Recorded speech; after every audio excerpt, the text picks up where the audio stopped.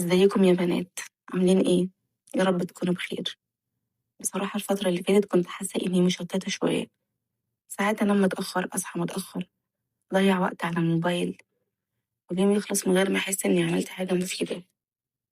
وقلت لنفسي ليه ما اجربش ابدأ من جديد. مش بداية كبيرة ولا تغيير جذري، مجرد يوم واحد احاول فيه اصحى بدري والتزم بالصلاة واقرأ قرآن واقول اذكاري وانظم حياتي شوية. حبيت اشارككم اليوم ده كأني قاعدة بحكي لاخواتي او صحابي. يلا نبدأ واقول لكم يومي كان عامل ازاي. النهارده المنبه رن بدري جدا، وأكيد زي أي حد أول فكرة جت في دماغي كانت إني أطفي المنبه وأكمل نوم. بس افتكرت إني لو عملت كده هفضل أعيد نفس اليوم كل يوم، فقمت على طول قبل ما أدي لنفسي فرصة أفكر. وبصراحة أول ما فتحت الشباك وشفت نور الصبح حسيت براحة غريبة، في هدوء كده مش بنحسه لما نصحى متأخر. وحسيت إن اليوم لسه طويل وقدامي وقت أعمل حاجات كتير. بعد ما صحيت أول حاجة عملتها كانت الهدوء والصلاة. وبصراحة مهما الواحد يكون مشغول أو مضغوط، الصلاة بتفضل من أكتر الحاجات اللي بترتب القلب قبل ما ترتب اليوم. وأنا بصلي حسيت إني باخد لحظة هدوء وسط زحمة التفكير اللي بتبقى في دماغنا كل يوم. وساعات فعلا بيكون أكتر شيء محتاجينه هو إننا نهدى شوية. بعد الصلاة قعدت أقول أذكار الصباح. ومش هكدب عليكم، في أيام كتير ببقى مستعجلة أو بنساها، لكن النهاردة كنت عايزة أبدأ اليوم بشكل مختلف. وأثناء ما كنت بقول الأذكار حسيت إني مطمنة أكتر، يمكن لأنها بتفكرنا إننا مهما خططنا وعملنا ربنا هو اللي بإيده كل شيء. والإحساس ده لوحده مريح جدا. بعد كده فتحت المصحف وقرأت شوية قرآن. مش لازم الواحد يقرأ عدد كبير، المهم الاستمرار.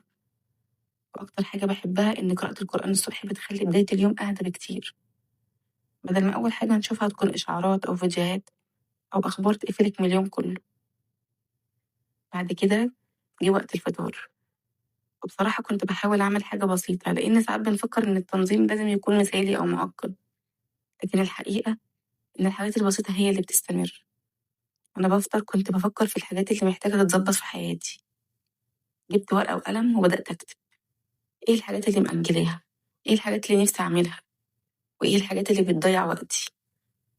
وساعات مجرد كتابة الحاجات دي بتخلينا نشوفها أوضح بكتير، لأن لما كل حاجة تبقى جوه دماغنا بنحس إنها كتيرة جدا، لكن لما نكتبها بنكتشف إن الموضوع أبسط مما نتخيل. بعد كده بصيت حواليا وقلت مستحيل أنظم حياتي والمكان حواليا كله فوضى.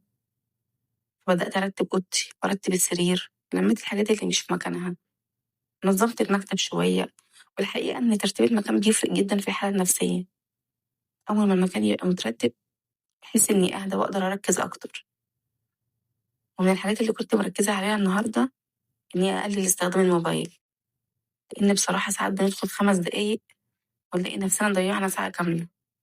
كنت بحاول كل شوية أبعده عني وأركز في الحاجات اللي بعملها. وطبعا الموضوع مش سهل، بس مجرد المحاولة بتفرق.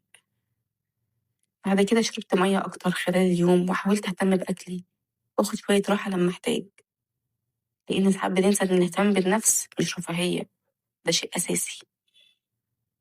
في نص اليوم قعدت مع نفسي شوية من غير موبايل، من غير أي حاجة، مجرد أفكر وأراجع نفسي وأشوف أنا رايحة فين وعايزة أوصل لإيه. وساعات الدقايق البسيطة دي بتفرق أكتر من حاجات كتير. ومع نهاية اليوم بصراحة حسيت إن اليوم كان مختلف، مش لأني عملت إنجازات عظيمة، لكن لأني كنت حاضرة في يومي، حاسة بكل خطوة بعملها. ويمكن أكتر حاجة فرحتني إني بدأت يومي بالصلاة والقرآن والأذكار، لأن ده خلى يومي يبقى أجمل وأهدى. وفي النهاية يا بنات، لو في حاجة واحدة اتعلمتها من اليوم ده فهي إن التغيير مش لازم يبدأ بخطوات كبيرة. ممكن يبدأ إنك تصحي بدري شوية أو تحافظي على الصلاة في وقتها، أو تقرأي قرآن حتى لو صفحة واحدة، أو ترتبي ركن صغير في أوضتك.